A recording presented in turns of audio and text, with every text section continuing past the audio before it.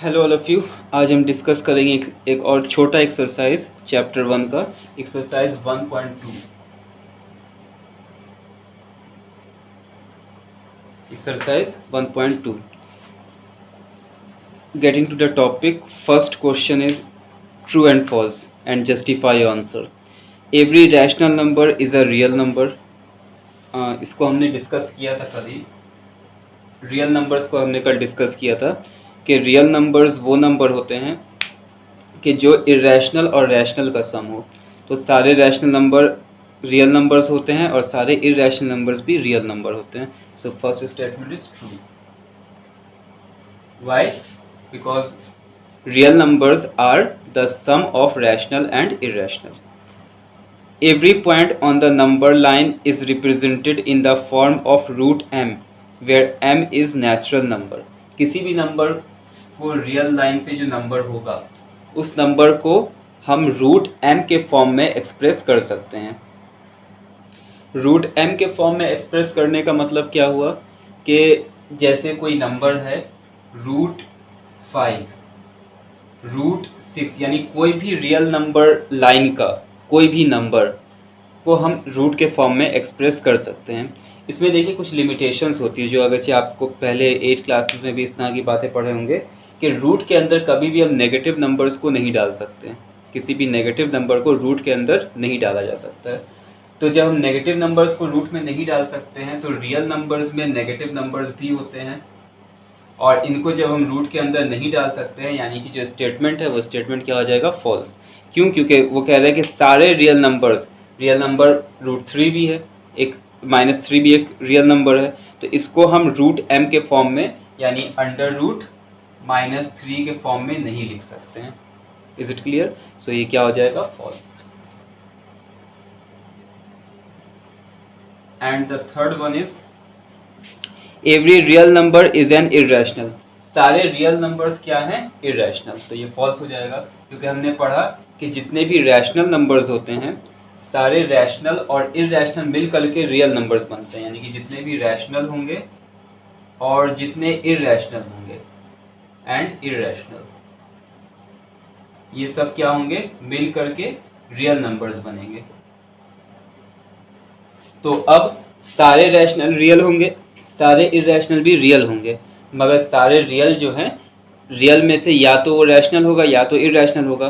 तो अगरचे हम रियल नंबर कहें तो रूट 3 भी एक रियल नंबर है और 5 भी एक रियल नंबर है, मगर ये रैशनल है और ये इरेशनल है। तो एक इरेशनल नंबर है ये जो कि every real number is irrational number. तो ये भी एक रियल नंबर है जो कि इरेशनल नहीं है, इसलिए क्या हो जाएगा? स्टेटमेंट फॉल्स हो जाएगा। क्लियर है? रीजंस भी आपको बुक में आंसर्स में दिए हुए हैं, एक बार रीजंस को भी आप देख लीजिएगा और क्लियरिफाई होगा। Next question number 2 is that are the square root of all positive integer irrational. क्या सारे पॉजिटिव इंटीजर का स्क्वायर रूट अगर हम निकालें तो क्या वो इरेशनल होगा? If not, give an example of the square root of a number that is a rational number. कह रहा है कि जितने भी नंबर्स हैं वो सारे पॉजिटिव इंटीजर्स। पॉजिटिव इंटीजर्स का मतलब क्या हुआ? पॉजिटिव इंटीजर्स का मतलब हो गया कि नेचुरल नंबर, सारे नेचुरल नंबर आप समझ गए, काउंटिंग नंबर्स। तो जब इनका हम स्क्वायर रूट करेंगे तो क्या वो नंबर्स हमेशा हमें इरेशनल मिलेंगे? अगरचे नहीं तो उसका एग्जाम्पल के साथ दिखाइए जब नंबर रैशनल मिल जाए। एक बार फिर से क्वेश्चन समझिए। क्वेश्चन क्या कह रहा है कि जब हम नेचुरल नंबर्स का स्क्वायर रूट करें तो रिजल्ट जो है वो रिजल्ट क्या सिर्फ इरेशनल आएगा? नहीं, बल्कि हम जब भी स्क्वायर रूट नेचुरल नंबर्स का करते हैं तो रिजल्ट इरेशनल भी आ सकता है और रैशनल भी आ सकता है। ठीक है? तो इसलिए स्टेटमेंट जो है वो क्या हो जाएगा? रॉन्ग हो जाएगा। यानी कि हम कह सकते हैं no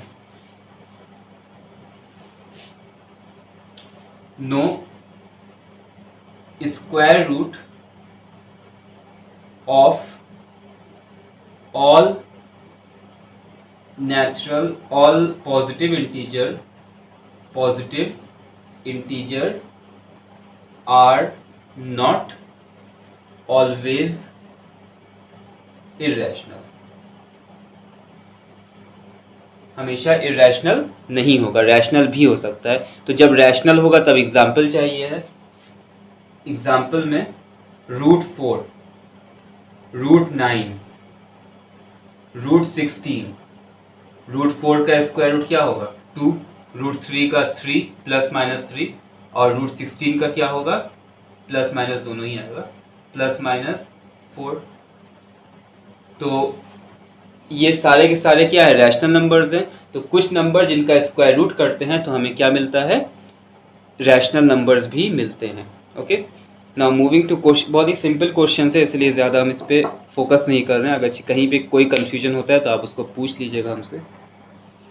now moving to question number 3, show how √5 can be represented on the number line. Number line पे हम √5 को या किसी भी रूट वाले नंबर को कैसे रिप्रेजेंट कर सकते हैं। तो सबसे पहले हम √2 का डिफिनेशन समझे कि √2 को कैसे नंबर लाइन पे शो किया जाता है, और जब हम √2 समझ जाएंगे तब √3 देखेंगे, और उसके बाद ही हमें √5 का भी समझ में आएगा। ओके,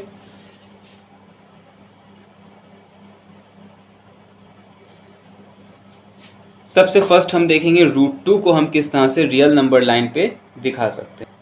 आपने एक पाइथागोरस थ्योरम पढ़ा होगा कि जब भी कोई राइट एंगल ट्राइंगल हम लेते हैं, एक राइट एंगल ट्राइंगल, इसमें इसे हम परपेंडिकुलर, इसे बेस और इसे हाइपोटेनस कहते हैं।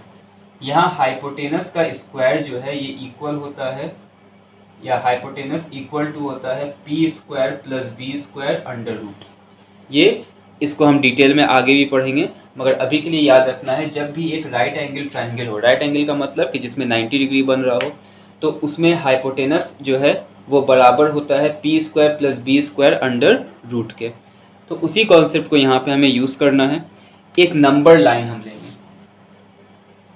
नंबर लाइन में 0 होता है, इस साइड -1, -2 और इस तरह से नंबर्स आगे जाते हैं, इधर 1, 2, 3 और ये नंबर्स आगे जाते हैं।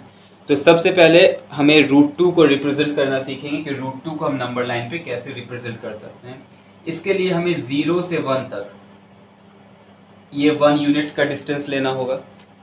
उसके बाद यहाँ पे 90 डिग्री हमें ऊपर चले जाना होगा। 90 डिग्री ऊपर जाने के लिए आप सिंपली प्रोटेक्टर का यूज़ कर सकते हैं, अगर नहीं तो आप कंपास से भी उसको बना सकते हैं।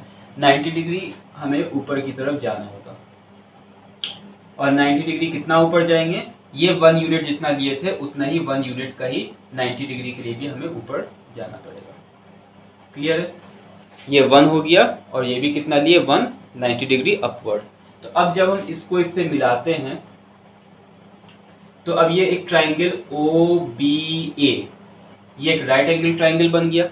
और राइट एंगल ट्राइंगल में जो OA है, इस OA का लेंथ क्या होगा अंडर रूट, क्योंकि ये हाइपोटेनस है, hypotenuse equal to p² + b²। p क्या हो गया OB, और AB इस प्लस में है तो ये p हो गया, और ये क्या हो गया b हो गया। दोनों को ऐड कर दिए, OB कितना था 1², और ये कितना है 1²। सो इट विल बी 1 का स्क्वायर भी 1, और यहाँ भी 1 का स्क्वायर 1, सो इट इज √2। यानी OA जो है वो OA कितना हो गया, हमें √2 मिल गया। अब हम O से लेकर के A तक की लंबाई मेजर करेंगे, और मेजर करने के बाद उसको इस कंपास से ला करके काट देंगे, और जहाँ भी ये कट करेगा वही पॉइंट क्या हो जाएगा, वही क्या हो जाएगा √2 हो जाएगा हमारा। ठीक है, यानी कि सबसे पहले हमें क्या करना है, 1 यूनिट लेना है यहाँ, और 90 डिग्री ऊपर भी जाना है 1 यूनिट। उसके बाद O को A से मिला देना है, और जब OA मिल जाएगा तो वो जो डिस्टेंस होगा वही डिस्टेंस क्या होगा, OA बराबर √2। हमने कैसे निकाला, ये प्रोसेस आपको समझ में आया कि ये OA बराबर क्या हो गया √2 हो गया। और जब √2 हमें निकल गया तो अब यही OA की लेंथ को हम मेजर कर लेंगे कंपास से, और मेजर करके उसे ला करके काट देंगे, और जिस पॉइंट पे वो कटेगा वही पॉइंट क्या होगा √2 होगा। तो रियल नंबर लाइन में इस जगह पे √2 होगा, वो हम किस तरह से निकाल सकते हैं, by using the scale and compass. Okay, अब हम √5 को कैसे निकालते हैं उसको समझे। इसे नोट करने के बाद अब √5 देखिए, क्वेश्चन नंबर 3, √5 के लिए हमें क्या करना है, फिर से एक स्ट्रेट लाइन ड्रॉ कर लेना है। ये हमारा ओरिजिन होगा। अब देखिए √5 के लिए अगर से हम पाइथागोरस थ्योरम लगाएं तो h इक्वल टू क्या होगा, हमें 2 का स्क्वायर करना है और 1 का स्क्वायर करना है, तभी हमें √5 मिलेगा, क्योंकि यहाँ 4 होगा यहाँ 5 होगा, तब हमें √5 मिलेगा। यानी कि एक हमें 2 लेना होगा और एक हमें 1 लेना होगा। अब किसी को भी हम ले सकते हैं। यहाँ से यहाँ तक की लंबाई हम कितना ले लेंगे, 2 यूनिट्स, 1 2 यूनिट्स हमने लंबाई ले ली। उसके बाद फिर 1 यूनिट ऊपर की तरफ चले जाएंगे, ये 1 यूनिट हो गया और ये 2 यूनिट हो गया। फिर O को हम A से मिला देंगे, तो ये A हो गया और ये पॉइंट क्या हो गया, इसको B पॉइंट ले लिए। इसकी लंबाई है 2 यूनिट्स, इसकी लंबाई है 1 यूनिट्स। पाइथागोरस थ्योरम यूज करेंगे तो OA square is equal to, या OA is equal to under root OB square plus AB square. It means that 2 square plus 1 square and that is 4 plus 1, that is OA equal to √5। So OA की लंबाई हमें निकल गई √5। अब इसको major कर लेना है, O से A तक का डिस्टेंस मेजर करना है, और मेजर करने के बाद हम यहाँ पे ला करके आर्क इसको यहाँ काट देंगे। तो जिस पॉइंट पे वो कटा वही पॉइंट हमारा क्या हो जाएगा, √5 हो जाएगा। इस तरह से हम रियल नंबर लाइन पे √5 को डिनोट कर सकते हैं। Now the last question is question number 4। इस तरह से आपको एक एक्टिविटी बेस्ड क्वेश्चन है जिसमें कि √2 बनाया है, उसी लाइन पे √3 बनाया है और उसी लाइन पे √5 बनाया है। तो इसको कह रहा है कि एक कंप्लीट स्पाइरल आपको बनाना है। ये एक एक्टिविटी बेस्ड क्वेश्चन है, इसी चीज़ को आप कैरी ऑन करते जाइएगा तो √4 √5 √6 मिलेगा। ये क्वेश्चन आपको कॉपी में इसको नहीं उतारना है, अगर चाहे आप बनाना चाहें तो बना सकते हैं। एक्टिविटी बेस्ड क्वेश्चन है। नेक्स्ट जो है हम एक्सरसाइज 1.3 की तरफ बढ़ेंगे। Okay, till then take care.